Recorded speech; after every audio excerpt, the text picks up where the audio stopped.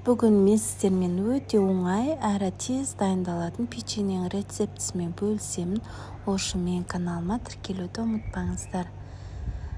Біз печеньемізді дайындау үшін ең алдымен ыдысымызға 500 грамм айранымызды құйып, үстіне 20 грамм ас содасын саламыз.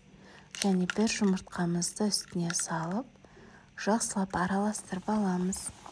Оның үстіне 190 грамм сұйық майымызды құйып, үстіне 1 штук ванилинімізді салып, 3 грамм разрыхителімізді салып, араластырып аламыз. Оның үстіне 430 грамм қантымызды салып, араластырып, дайындап қоямыз.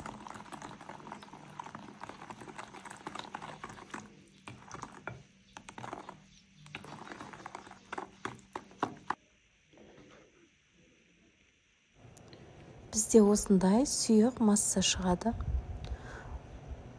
Осының үстіне 1 килограмм ұнымызды 2-ге немесе 3-ге бөліп, салып, жаймен араластырып отырып, жұмсақ қамыр илейміз.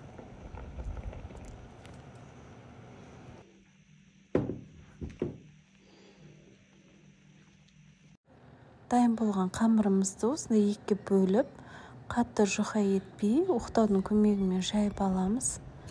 Кез келген осындай формамен кесіп алып, барлығын осылай әдемі етіп кесіп аламыз да.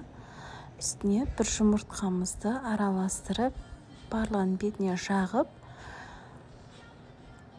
160 градуста қызып тұрған пешке пісіріп аламыз.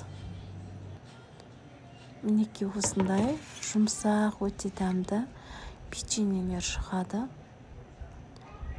Балаларыңызға дайындап берсеңіз болады, өте дәмді, сіздерге ұнайды деген ойдамын.